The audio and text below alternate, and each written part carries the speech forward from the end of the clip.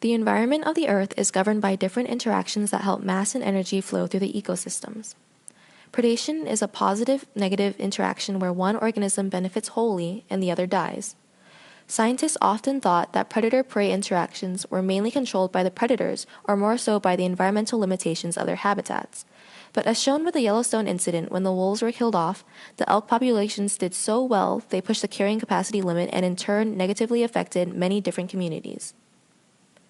The predator-prey interactions follow a sort of cycle, meaning that when the predators increase in numbers, the prey population reduces, which in turn causes the predator population to decline.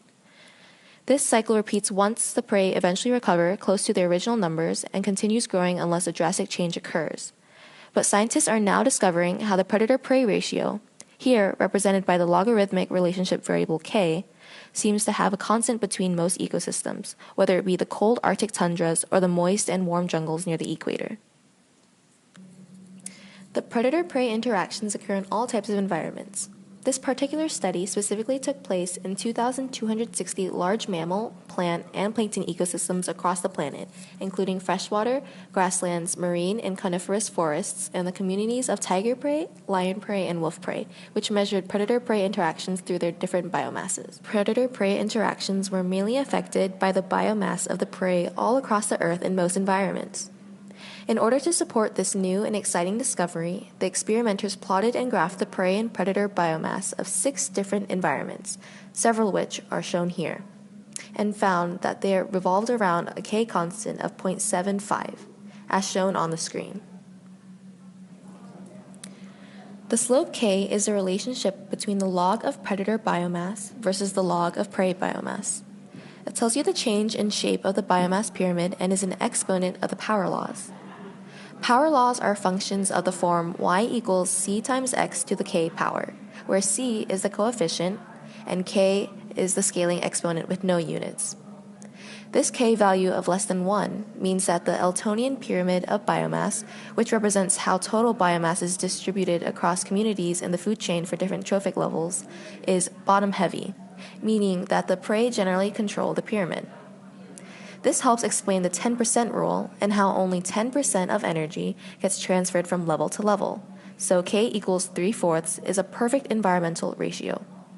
As the biomass increases, production tends to increase, but we should also take into account that the cells of these larger animals, such as elephants or whales, grow more than 100 times slower than those of smaller animals. This experiment aims to support the hypothesis that the predator-prey biomass is mainly bottom-heavy, with the null hypothesis being that the predator-prey interactions have an invariant pyramid shape, meaning that K equals 1 and the Eltonian pyramid is constant. So, what happened during the experiment? The experimenters gathered data from over 2,200 different ecosystems, giving them a large, varied sample size to compare their results with differentiating degrees of patterns, but are essentially robust to different methods. They surveyed the communities that represented the majority of dominant species in this ecosystem, which represented the whole trophic communities and with little human interference. Some conditions of the data collection include using ecosystems that spread over a large area, as well as surveying communities that contained mainly dominant species to represent as many communities as possible. The data was then converted to one unit. So, what does this mean? The predator-prey interactions are mainly unaffected by the environment and stay the same amongst themselves, which also brings light to how one animal is greatly dependent on others in its system. This can be vital in considering what environmental interference is appropriate, such as considering that when GMOs kill off some insects, there could be dire repercussions for other animals, and can in turn affect an entire food chain because most environments have the bottom-heavy Eltonian pyramid. This supports the hypothesis in that prey is a major contributor to the interaction, and if something affects the prey's behavior, it will greatly affect the predators as well. So, what can we do with this information? Many animals are being added to the endangered species list because of human interaction, and this data can be used to help recover predator or prey groups back in the environment, just like the reintroduction of wolves in Yellowstone National Park after the elk were allowed to overpopulate and drastically affect many other species. By understanding the impact of predator-prey interactions, scientists can help maintain ecosystem balance.